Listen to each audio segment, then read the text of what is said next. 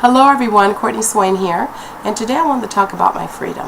I love my freedom to be able to come and go and do what I want. I'm self-motivated, self-disciplined, self-managed, so this is the life for me.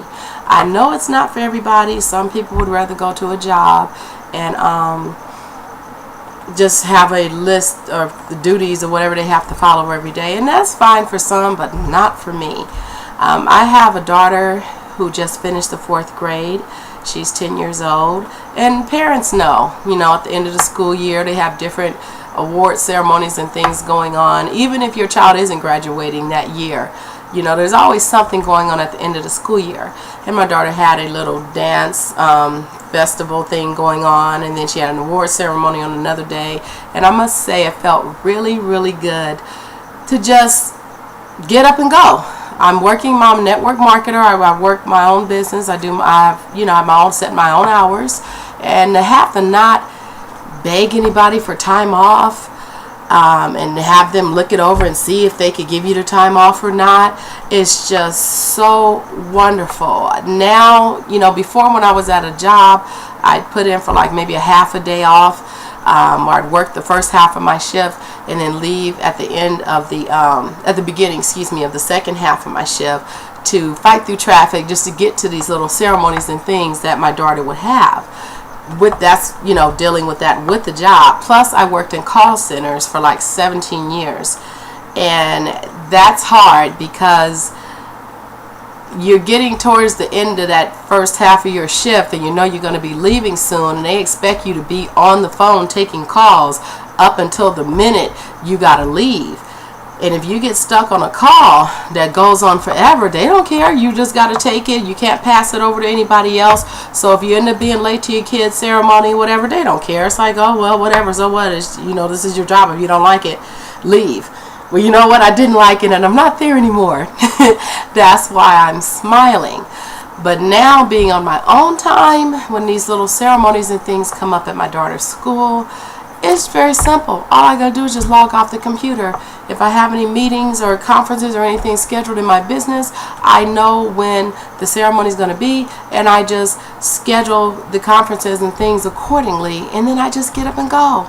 And now I've gone from at the job, being being on a job, and then I'm getting stuck on calls and maybe barely make her performance, or you're stuck way in the back. And how us as parents, we always want to be able to take pictures of our kids, their award ceremonies and different little activities they have going on at the school. And then you're way in the back, and you got to fight with not fight with the parents, but try to fight through the crowd to try to get an up close shot of your kid because you got in there late because I got stuck on a call at the job, and then you have to fight through traffic.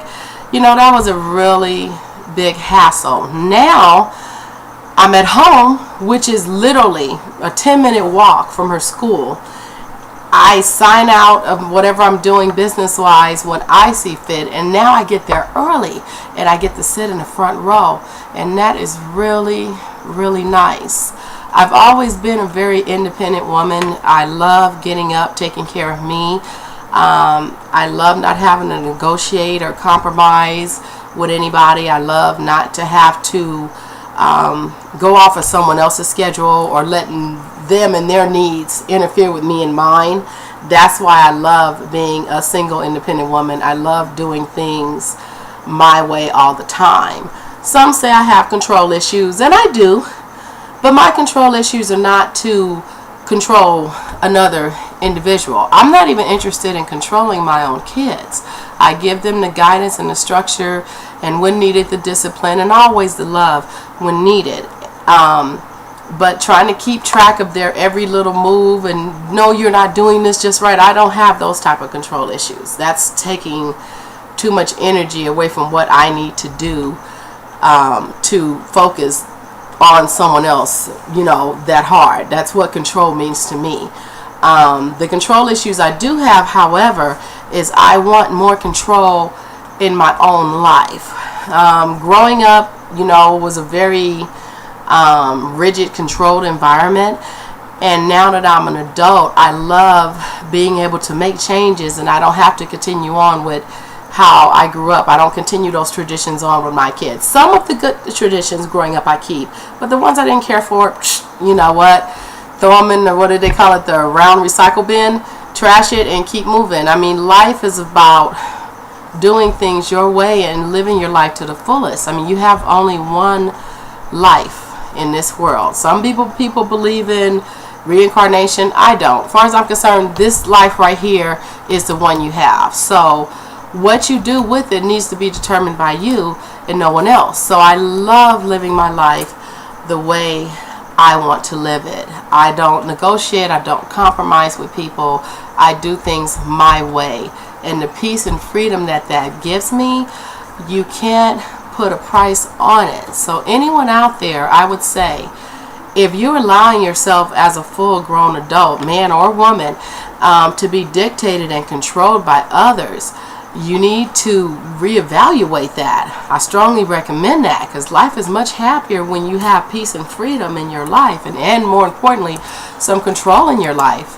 Not controlling others, but just more control in your own life. I mean, even if you have kids, because I have two. Well, one's grown, she's 22, and then I have a 10-year-old, and it's just the three of us, and that's the way I like it. I have time that I spend with them, but then I also have time with the business, but I also have time for me, and I make sure to take that time for me every day. And to the mothers out there, especially the single mothers, I know society dictates that if we don't give every last blood, sweat, and tear to our kids, then we're a bad mother. If we want to do anything for ourselves, or we want to have a moment to ourselves, we're a bad mother. We're being selfish. There's nothing wrong with taking some time to yourself. If you give everything to your kids and never have nothing back, keep nothing for yourself ever, something's going to give. Something's going to break. You want to be the best parent that you can be to your kids, of course. And I feel the best way you can do that is to take those times for yourself. Me, I'm to the point I want some time to myself every single day, and I make sure to take that time to myself every single day, because after all, there are 24 hours in a day. So in that 24-hour period, I'm able to have time with my kids. I'm also able to have time for the business, and I'm also able to have time for myself. Now, for you mothers with the younger kids that are babies, that's a little harder. I know when mine were small like that. Trying to have time to myself was, for me personally, virtually impossible. But I do know a young woman now. She does manage that. She has two boys. One is a year old, and she does manage to get some time for herself. You know, if not every week, every other week, because thankfully, you know, the grandmother will get the kids and she can have a little time for herself. So for you mothers with babies, if you could work something out like that out and have some time to yourself, you know, maybe at least a couple times a month, I'd recommend doing it. I know with me personally, when they were babies, it was harder. It definitely took them getting older, and the older they got and the more independent they became as they got older, the easier it got for me to be able to have more consistent time to myself. But I would say definitely work that out to try to get that time in if you can. Definitely. I mean, you will so appreciate it. Well, that's it for now. I'm Courtney Swain. Until next time, you have a good day.